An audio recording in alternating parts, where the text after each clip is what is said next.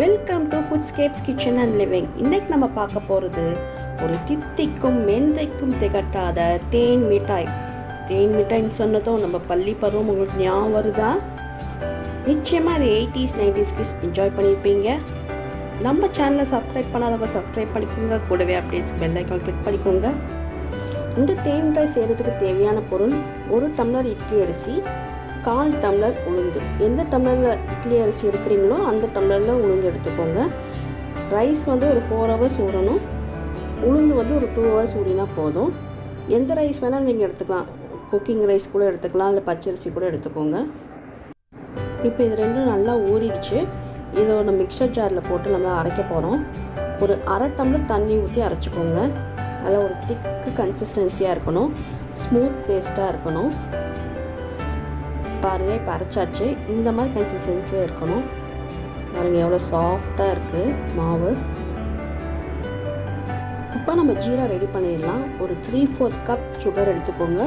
அந்த சுகர் மூழ்கிற அளவுக்கு தண்ணி போட்டு நல்லா மிக்ஸ் பண்ணிக்கலாம். சுகர் நல்லா கரையணும். மீடியம் ஃப்ளேம்லேயே வச்சு இதை குக் பண்ணிக்கலாம்.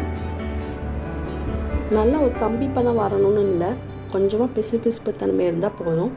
ரொம்ப தண்ணியாகவும் இருக்கக்கூடாது. பாருங்கள், தொட்டு பார்த்தீங்கன்னா கொஞ்சம் பிசுன்னு இருக்கணும் இந்த மாதிரி. இப்போ ஒரு 1 டீஸ்பூன் லெமன் ஜூஸ் இதில் சேர்த்துக்கலாம். திரும்ப இந்த சுகர் கிறிஸ்டல் ஆகாமல் இருக்கிறதுக்காக இந்த லெமன் ஜூஸ் சேர்த்துக்கோங்க. இதை ஆஃப் பண்ணிவிட்டு சேர்க்கலாம், இல்லை இறக்கிறதுக்கு முன்னாடி நீங்கள் சேர்த்துக்கோங்க. இது நல்லா கொஞ்சம் மிக்ஸ் பண்ணி விட்டு ஓரமாக வச்சிடலாம்.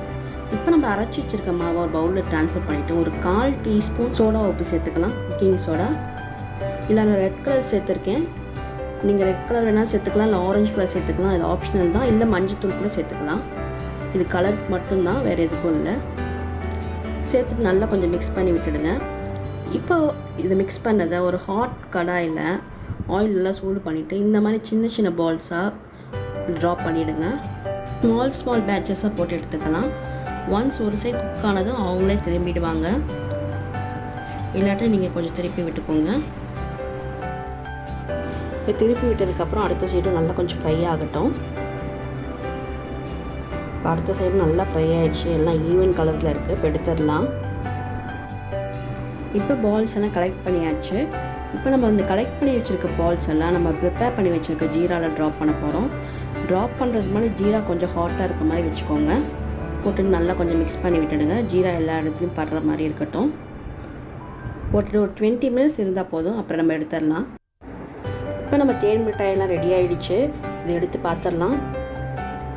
பாருங்கள் எவ்வளோ ஜூஸியாக இருக்குது இந்த தேன் மிட்டாய். அதனால தான் இது மேலே கிரேஸ் குறையவே மாட்டேங்குது.